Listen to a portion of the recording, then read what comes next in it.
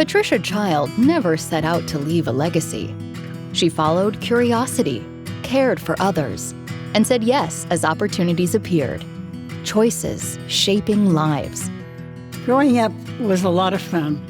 We didn't have much money, but I don't think anybody around us did either. Neither of my parents had a college education. I knew what my major was going to be. They were just starting a little program up for medical technologists. And so that's what I did. I was in it from the beginning. Pat's a 1962 graduate of that program. It brings together Pat's interest in science, in healthcare, and in helping others. That's where it all began, this relationship between Pat Child and the University of Utah. She drew blood and just did tons of stuff and wanted all of us to go into medicine. Unfortunately, none of us did. But she has loved medicine forever. Just the fact that she could go to the university and study was a huge thing. I was very happy there. I liked the teachers. I liked the labs for the most part. And I just enjoyed being there. Pat had rules for how life should go. Sensible, carefully considered. Like most rules, they worked perfectly, right up until life had other plans. My mom's rule of never marrying someone from a small town or someone with kids or someone who's been married before. There's a lot of people out there who have these rules and then they meet someone they love and they go, oh, apparently I didn't know what I wanted, right?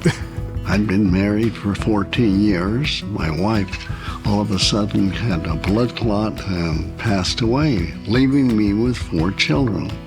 So finally one of my best friends said, I've got a little gal you've got to meet. Her name is Pat Wright. I've heard that my dad took my mom out to go see The Sound of Music.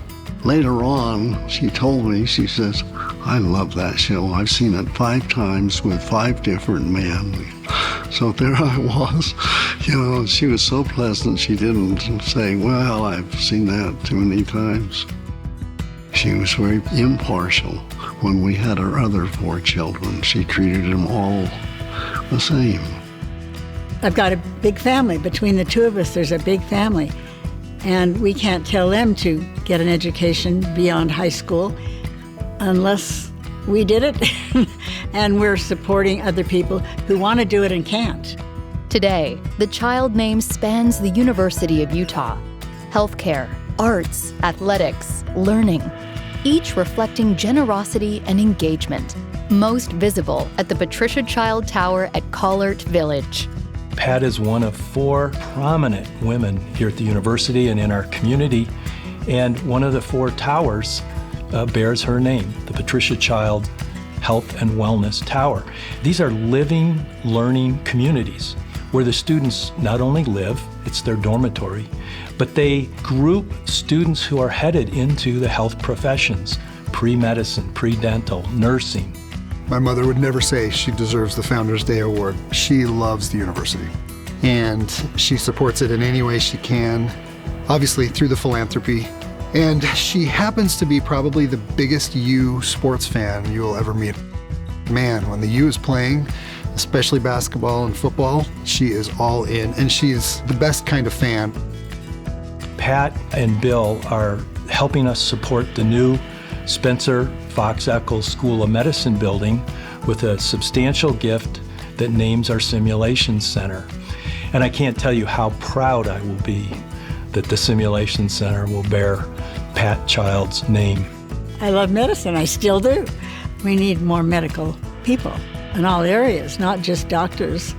We need them in everywhere. Pat's Founders Day Award honors her generosity and impact. But for her, recognition was never the point. What matters lives beyond names, in what others do with what they're given. I don't feel like I care whether there's a legacy that knows my name. I don't really, because I want people to realize that there were people before them that loved and cared about the coming generations enough to find places for them to live, to find help for them scholarship-wise.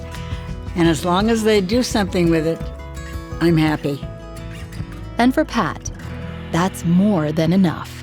She's happy.